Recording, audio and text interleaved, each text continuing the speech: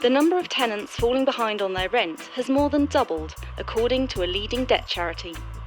The Money Advice Trust says that over half of all the calls they receive are about rent arrears, and that missed payments are now the fastest growing debt problem in the UK.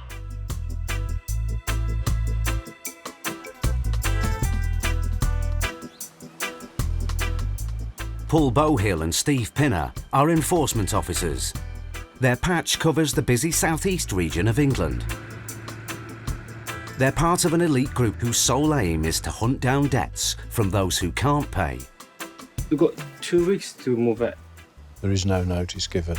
And those who won't pay. And the law never said this one. Even if it's this a law, this is cruel law. The law is the law and we're here to enforce it. With the authority of the High Court, they have more power than bailiffs and repo men. Not only can they take your possessions, they can also evict you from your house if you don't pay on time. Contact me if there's a problem. Won't be a problem. The first indication to them that there's a problem is when we knock on the door. Until then, the situation has been letters which they can ignore and lie unopened on the post shelf, if you like, or they don't take the phone calls. So they think it's all gone away until we turn up. It's late afternoon in the week before Christmas. Paul and Steve are on their way to repossess a house in London's East End. They're evicting a family from their rented home after they ignored the end of their lease. That was 6 months ago. What's more, they still owe over £3,000 in rent. Oh, it looks grey, it looks like rain. But with Paul and Steve's arrival, their time is definitely up. I don't know, it looks quite nice over here, look. Nice little doll's houses. Oh, it's this one in the corner. I remember looking on Google Earth and there's someone in. The sheriff's aim is to get them out in 2 hours, but sometimes it's not that straightforward. Someone in the kitchen. Come in. Hi, is this your name? No. Well, the situation is that we have come to repossess the property. How come? So you have to go. We can't. They just went to the house. The man is a relative of the female tenant on the writ. She's not at home. We have a repossession to take the property back today. I don't know why you're saying coming with a letter saying that we need to move. Yes. No one being to court telling us everything. For our visit today, Yeah? you would not be told. For your visit? Yeah, you would not be told but about we us. didn't even have a letter saying that we need to leave. We were talking like, didn't give a date when we gotta leave, so it doesn't make sense to me, you know? The eviction is not easy. It says here nobody turned up at the county court. You can't take nobody turn up. Yeah. We really didn't even have the letter. That's what I'm saying. But there's two or three sets of paperwork served. The county court post out a letter and the landlord serves a notice, and you're saying you've never heard anything at all about it. So all these landlords are obviously lying and the county court's not sending the notices out, or, and I heaven forbid this thought, that the tenant could be lying and they have had the notices and they've chosen to ignore it. I know that sounds really unlikely, but I am led to believe that possibility could be the case. As High Court enforcement officers, Paul and Steve can break into the property, but they're choosing negotiation over brute force. With the man denying all knowledge of the eviction, they're hoping the landlord's agents can help them out. Why are they being evicted? Is it rent arrears or something? Is it an end-of-term tenancy then? They've come to the end of the tenancy. For enforcement officers, time is money, and they want to get the family out before nightfall. Thanks very much. I'd never have believed that. They were served the eviction notice 6 months ago. And the agents have been in constant contact with them, and they've just refused to go. Oh, it's just amazing. Armed with more information, Paul decides to apply more pressure on the tenants. I've just spoken to the agent. He said the end of tenancy notices was served 6 months ago. So they gave you 2 months, or gave the lady 2 months' notice 6 months ago. So she should have moved out 4 months ago. We're going to have to leave today. We get a kid living here, you're telling us where are we going to go? How many children are here? Yeah. 2 children. How old is the smaller one? 7. 7. With children inside, it's not good news. It puts an entirely different complexion on this job. When there's children involved, it's more distressing because the children absolutely have no idea what we are. We're just coming in and taking them out of their home. Only the council can help. It's a High Court repossession order, so it's immediate. They've had plenty of warning, but what I am concerned is when the mother gets home here, and we are waiting for her, is that we have no choice on the eviction aspect, is we wanted to make contact with you early so that we can put into motion whatever emergency housing arrangements you have in these circumstances. Minutes later, Steve returns to the house. Despite the children inside, it's the final warning. We've actually spoken to the council and the eviction is actually going to take place today. So what you really would be a really, really good idea is if you could get some clothes and things together for the kids for a couple of days until it can be sorted out. Can't do this. It's not my house. No. It's not my house. If you can't wait, you're gonna wait for her. She's gonna come and we're gonna do it. Yeah, but we can't wait 2 or 3 hours. I can't let you in, man. It's a freezing cold night, and there are 2 children in the house, and they're going to creep away and sleep in a cardboard box for the night. That's probably not the best idea.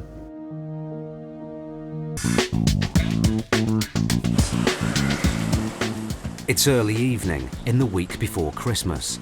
High Court enforcement officers Paul Bohill and Steve Pinner are dealing with a problematic house repossession in London's East End. You would not be told about us. We don't even have a letter saying we need to leave.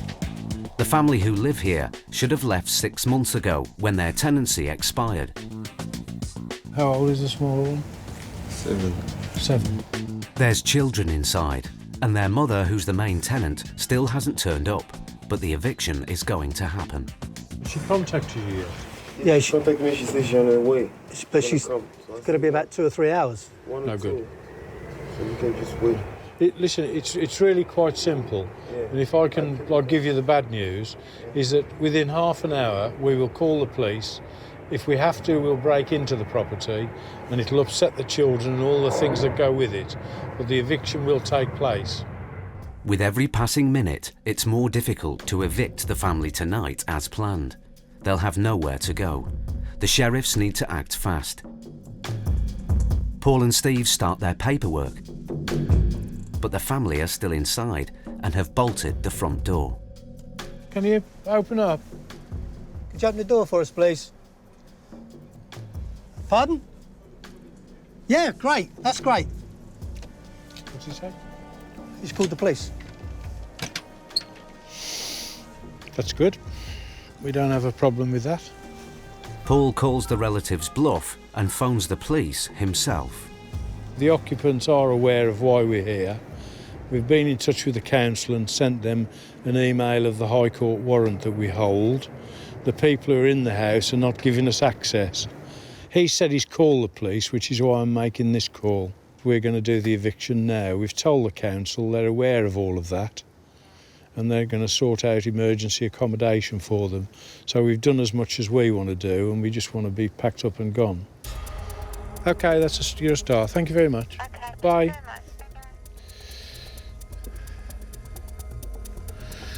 much. OK, they're too busy to come. If you don't open the door, we'll smash the glass. You haven't called the police, we have. So, we're going to break the glass. Just open the door. I've called the police and they said they've got no record of your call. I'm going to give you 2 minutes and break the glass. It is the last straw, yeah, so we'll break in now. And I don't like to do that with kids in the house, but there's no option. Talking the family out has failed. Brute force is now the only choice. I'm sorry, but... Yeah, you sorry, but... It's nothing against the way this is. I know. If you'd have done as we'd asked, this would have all been totally unnecessary. The use of a crowbar has secured the sheriff's entry. They change the locks and begin the repossession of the property. Half an hour later, the female tenant they've been waiting for comes home. Sorry, we have a High Court warrant. I'm not received nothing. Pardon? I'm not received nothing. What can I do now? This has been going on for months. No! Oh, I'm Give me sorry. the letter. Right, that's dated the 3rd of December to give possession of the house on or before the 11th I of received the December. letter 14. But you didn't go to court. I said I received the letter Saturday. Well, I'm sorry, I don't make the laws, I only enforce them. The landlord's agent has also arrived at the property. You guys had fair warning Sorry? about this. You knew about this. You guys didn't respect the notices that we given you. No, I said to before. you, no, don't talk about No, notice don't raise because your voice at me. we never receive any notice. Any notice? If I do receive We hand-delivered the notice. When? And? To To who? you. We never been to court. Yeah. Can I stop you there? This is wasting time.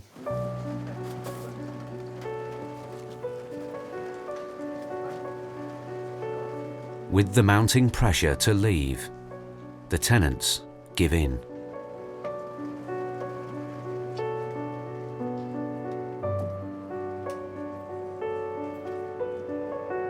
It's taken the sheriffs 4 hours to get them out.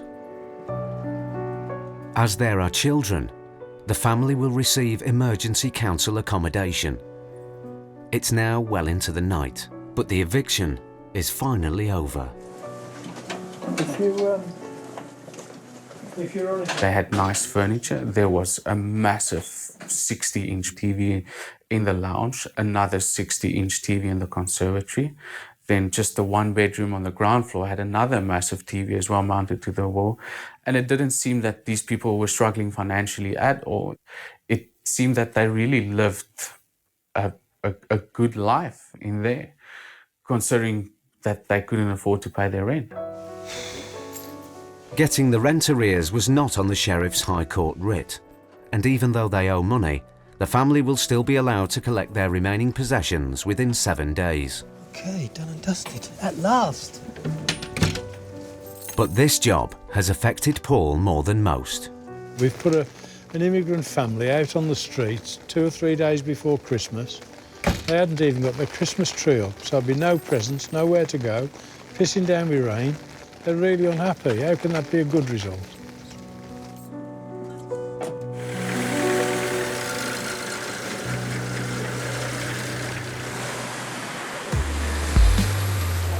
An estimated 7 million people use high-cost credit in order to cover income shortfalls or meet unexpected expenditures. Many low-income households have no savings, borrowing against their assets to cope. As more and more people get into debt, it's not just homes that are at risk of repossession. Our cars are valuable targets too, and they're even easier to seize. Mike Allenby and Terry Jones are the men who repossess your motor when the finance company want their money back. Got a few repos. Any we've looked at already. Got a couple of new ones in Liverpool. Yeah. They reclaim cars across the northwest of England. When times are good, they recover up to 6 motors a day, 6 days a week. Good chance this will be here now, this. Yeah. I reckon. This morning, they're en route to repossess a people carrier that's been used as security on a loan. The debtor has missed repayments and is now hundreds of pounds in arrears. The difficulty with these sort of jobs, especially when the asset is a vehicle, the vehicle is used every day. Yeah. They've got to work like everybody else, so you've only got like a window of opportunity, haven't you? Yeah. A lot of people work during the day. They get up early and they go to work in the car. So obviously we have to get up before they do, get to the property, try and find the car before they head off. Hey? There it is. That's it.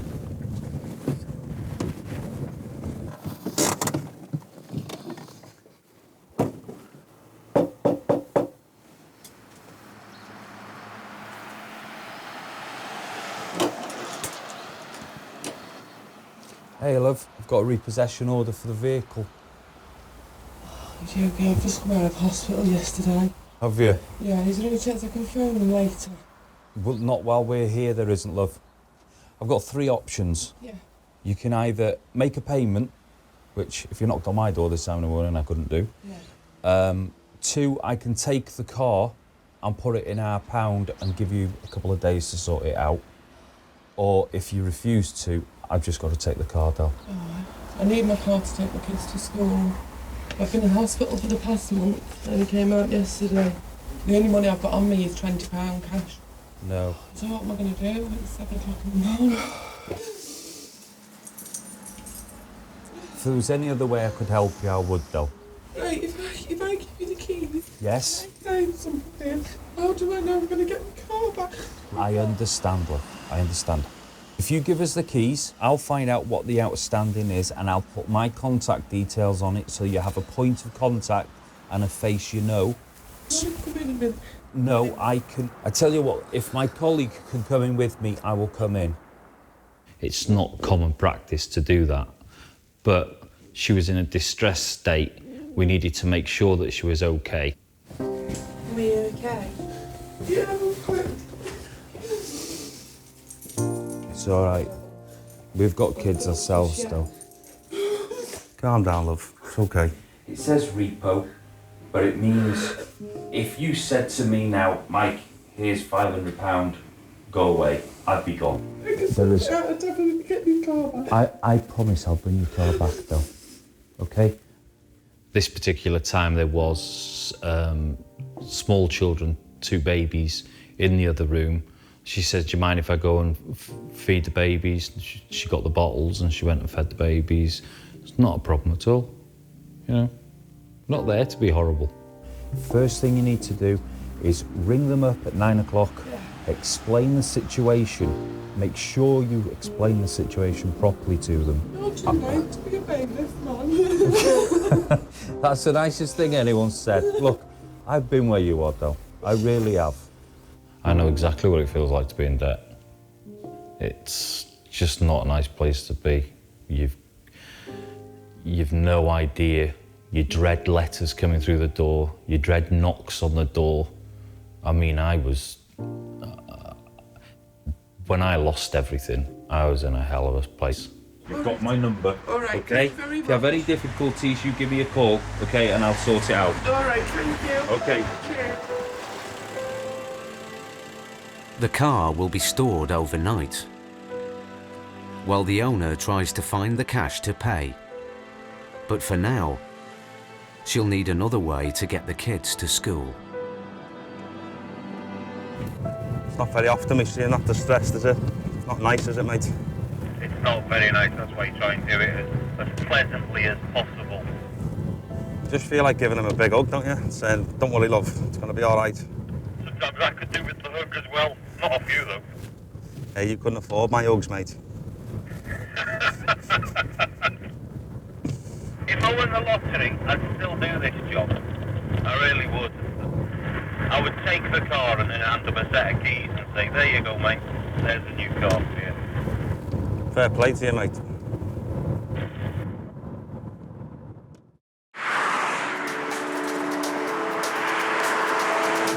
It's the following day. The owner of the car hasn't called. I was hoping to take the vehicle back, but the instruction from the finance company is that it's got to go to auction. Of course, I'd have preferred to take the car back to her, but at the end of the day, our job is to find the assets that people are putting up for loans and resolving the situation. In a few days, it will go under the auction hammer. Unless the owner acts fast, it'll be the last she sees of it.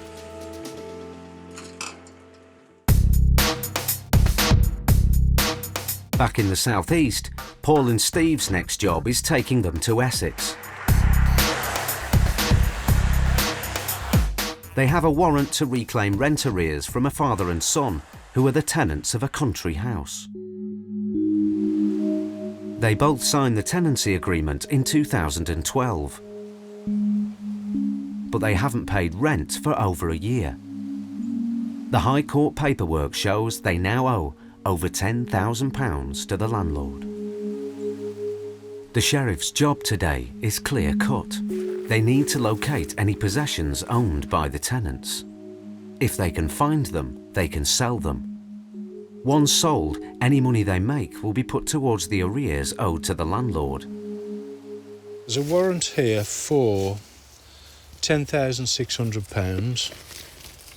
So what we're looking for is vehicles, antiques, paintings, things like that. But first, they have to get in. Legally, on this type of High Court warrant, they can only gain access through an open door or window. And in this business, preparation is everything. This is a scaling ladder.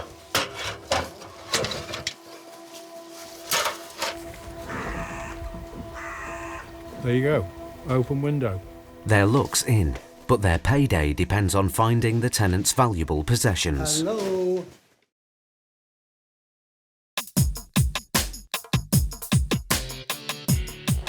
Figures based on court proceedings have revealed the extent of England's housing crisis. A report from the housing charity Shelter suggests that across the country, 1 in every 105 homes is at risk of repossession. High Court enforcement officers Paul Bowhill and Steve Pinner have a warrant to recover rent arrears from the tenants of a country house in Essex. There you go, open window.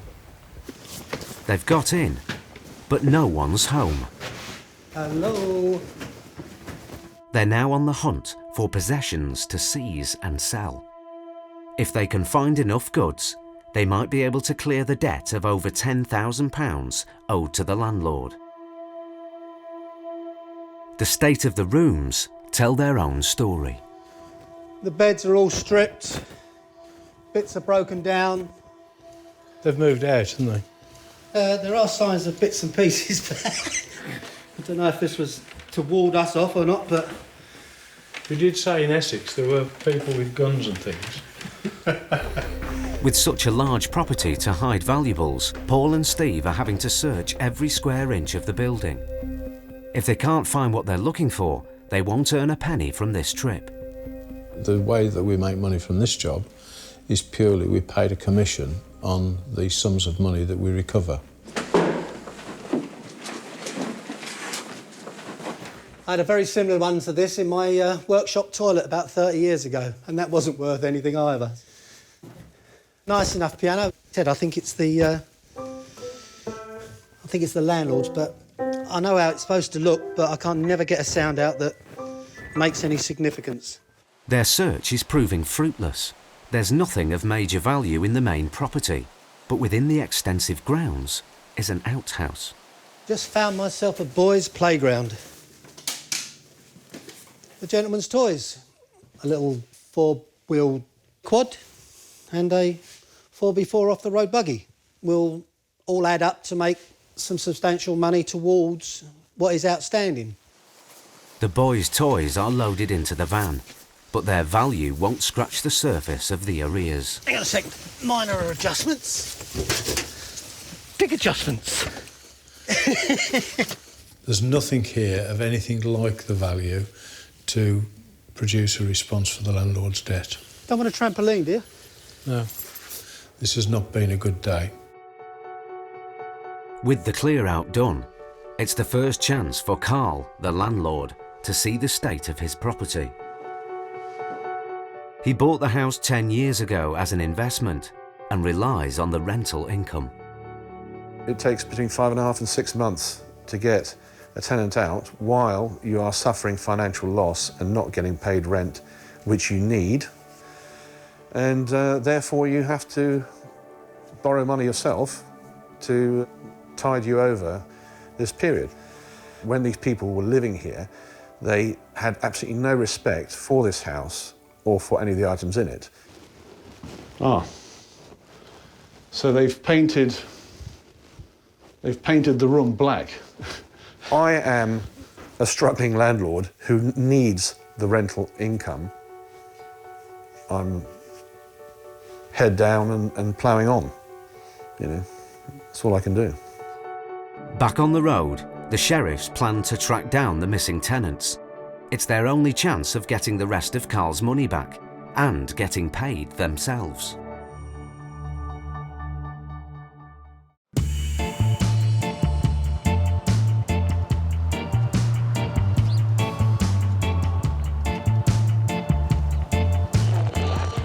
Samaritans has seen a marked increase in the number of calls answered from men about financial worries.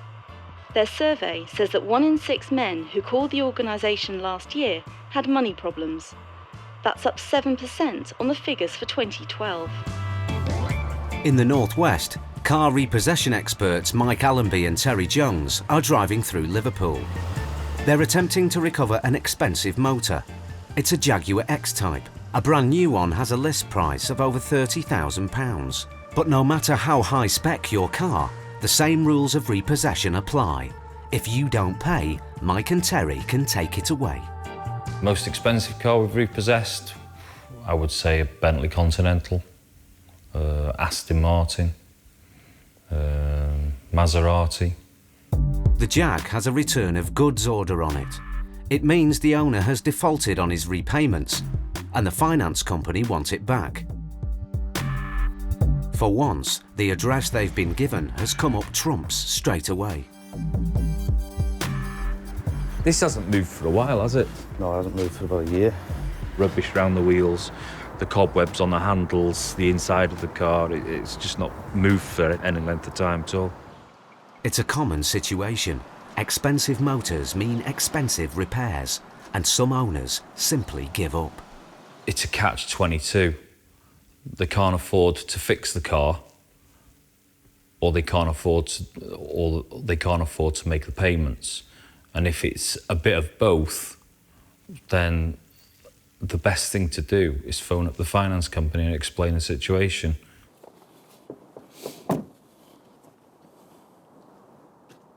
Even with no response, the team can legally take the car as long as the finance company gives permission. But there's a problem. Oh, hi, Trace. We've got the Jaguar, but some of these X-Types are all-wheel drive, and we can't tow it if it's all-wheel drive. Not even on a suspended lift, so we'll have to get recovery out. Because if we try and tow it, it'll damage the gearbox. Mike knocks again. He's convinced someone's home. There's somebody in. Because there's a little dog barking now. I just find it strange that the dog shuts up every now and then. People go to all sorts of lengths to avoid the debts.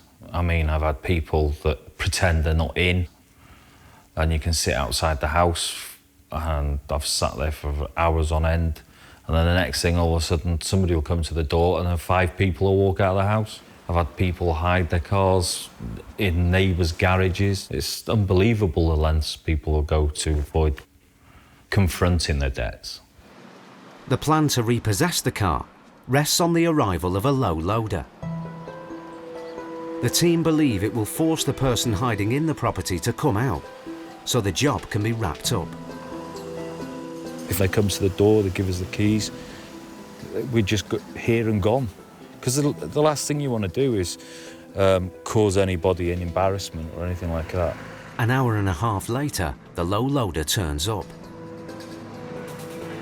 Sure enough, someone appears at the front door. Paperwork. The sign for it. Yeah, is that okay? Yeah, of course it's okay. It's your stuff, mate.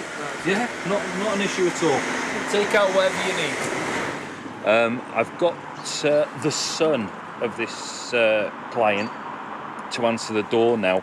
He's quite happy for us to take the vehicle. He's aware of the situation, so he's just asked if he can empty the car. All right, mate. Cheers. Thanks for your help. It's all right. This has been moved for a while. One down, 59 to go. The Jag was later taken to auction to be sold.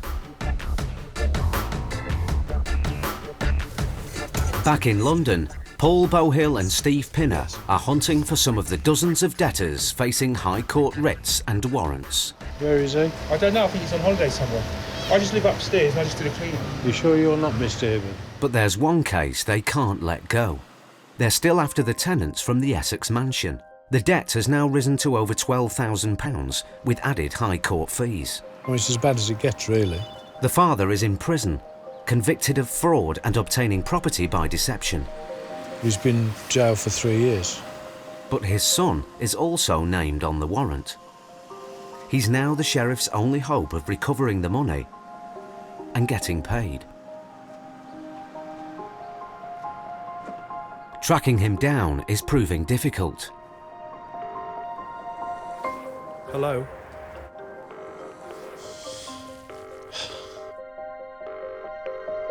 Despite many calls, there's no answer.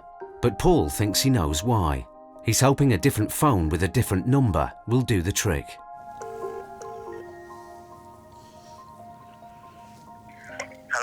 Hello, Jack. It's Paul Bowhill. Hello, fella. Is there any possibility of you coming up to the house now? I can't do today. Give me a call later this week, but yeah, certainly I'll come up on Monday. Okay, that's lovely. Thanks very much. Take care. Bye. Sounds quite chipper, doesn't he?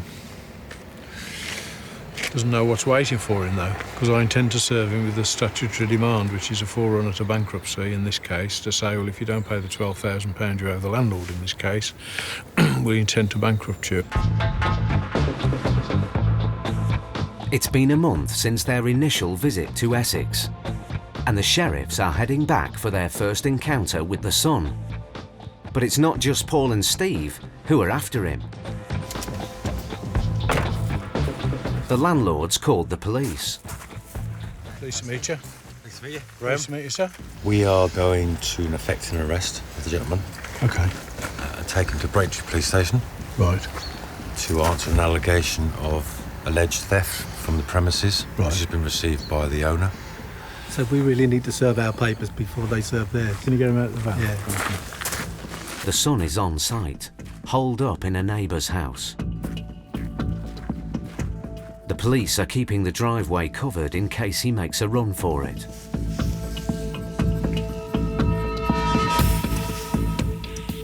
It's taken weeks, but finally Paul and the son come face to face. It's me, Jack. Hello, sir. How are you? Paul. It's all right. I'm sorry about this. No, do you want to come Yeah, in? for a minute. Yeah. Inside, he explains why they've been so keen to catch up with him. He would want to pursue you to the verge of bankruptcy. This is the start of, like, the end of the nightmare, if you like. Yeah. But the son has his own version of events.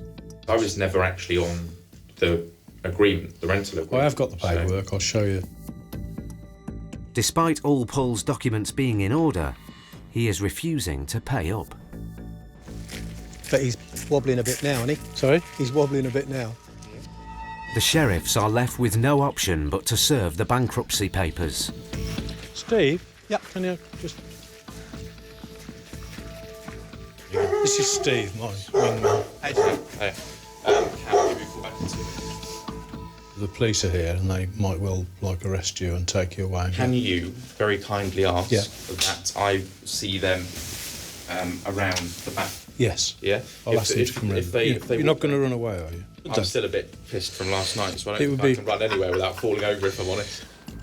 The police finally move in to arrest the son for the alleged theft.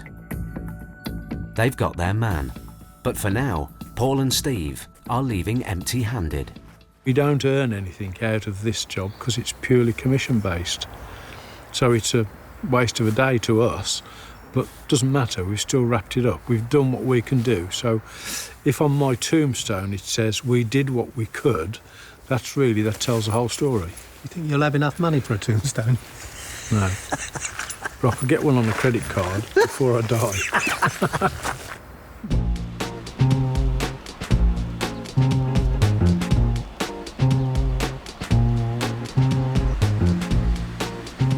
It's another day, and Paul and Steve are swapping the city streets of London for Somerset.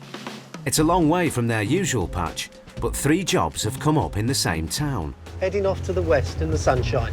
Well, maybe not the sunshine, but still heading west.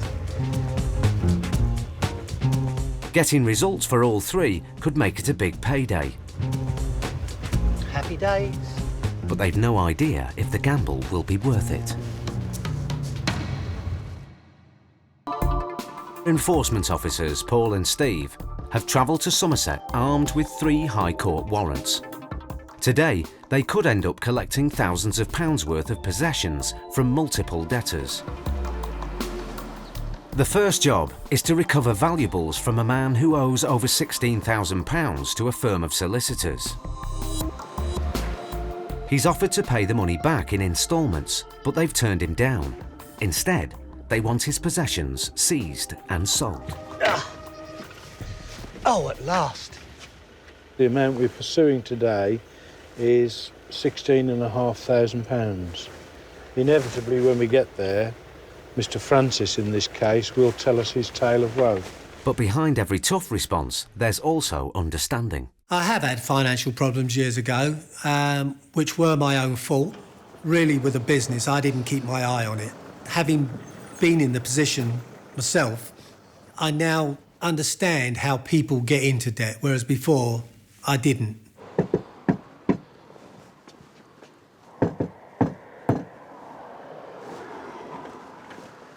On occasion like this, we won't actually leave a letter because it might spook them. We'll just come back later. A car is parked on the driveway.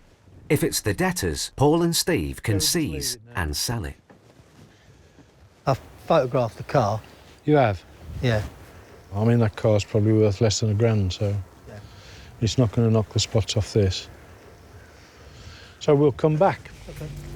With over £16,000 to recover, the sheriffs need to talk to the debtor and find some substantial assets. Otherwise, they'll face another day without pay.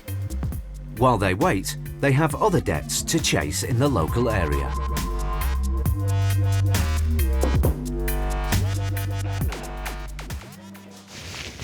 We're trying to track down Paul Moat is the guy. That was his personal mobile number. Steve is now looking for him on Facebook. If they get what they're after, they could recover over £30,000 of debts. We're from the High Court in London. We're trying to enforce a warrant against Mr. O'Reilly. But so far, the Somerset trip is looking like a non-starter. Oh, a long day again, isn't it, really? Yeah. 7-hour journey from London to Bridgewater. Got to walk quicker. Oh, yeah. Before they head home, there's one last chance to get paid. They're returning to the debtor who owes over £16,000 to a firm of solicitors. Looks like the television's on. Hello? Hello? Hello? Is Mr. Francis there, please? No, he's not. I'm a High Court enforcement officer, and I wondered when we could have a speak with him. He's not actually here. He's working away. He's working away? Yeah, that's his number. OK, lovely. All right? When will he be home? He's not due back till December. December? We've had some quite hilarious circumstances where people converse through letterboxes and where we've fed paperwork in and out through letterboxes and had some really unconstructive conversations. Hello, Mr. Francis. Hi there, my name's Steve Pinner. I'm a High Court enforcement officer. I've just spoken to your wife at home, and the bottom line is I have a writ for monies outstanding against you. Yeah. Can you pay it? No, not at all. I made them an offer and they rejected it. So then I went down the route of declaring myself bankrupt, which I didn't bother doing because I was hoping they were going to see common sense.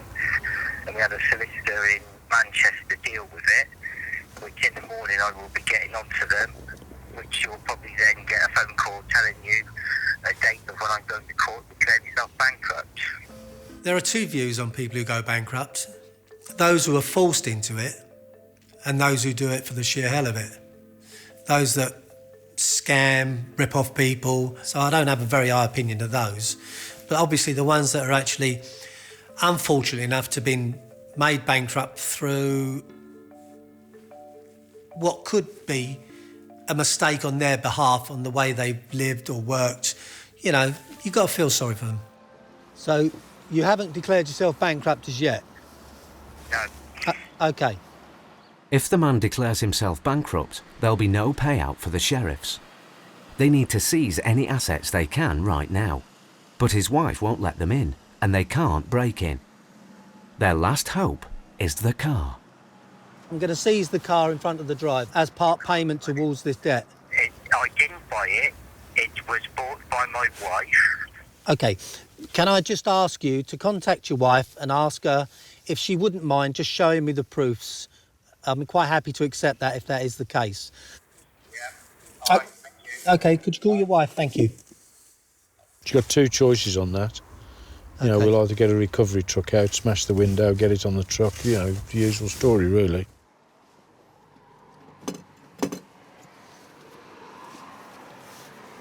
Do you enjoy your job? It's a job I do. Yeah. And do you sleep well at night? Okay. Yeah. This is a piece of paper. It says that car belongs to me. Any good or no? Okay. All right. I do understand that your husband has spoken to the solicitors, but you must understand from our point that it's obviously been through the courts and they decided in their wisdom against your husband. So that's why we're instructed to come and collect. Oh, what a job. How do I become an officer like you? Because it sounds a wonderful job. Do you know what I say? There's like different forms of scum in life, but you're just a higher class one. Thank you very much. You're welcome. Pond scum, that really, I don't know why, that really upset me. I've never been called pond scum in my life before. You must understand from our point of view that somebody is owed a debt.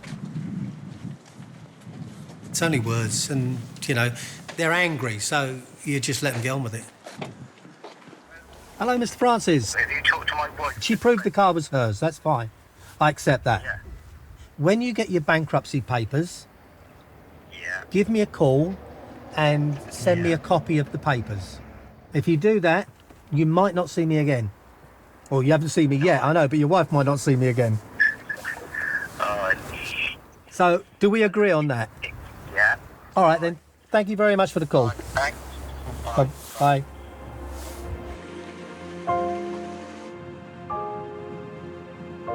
When you don't get paid for a job, it's disheartening because you may have travelled 100 miles to go somewhere, knock on somebody's door, and there's nothing there. So if you don't get paid, the job, you don't get anything. It's either get paid or don't get paid.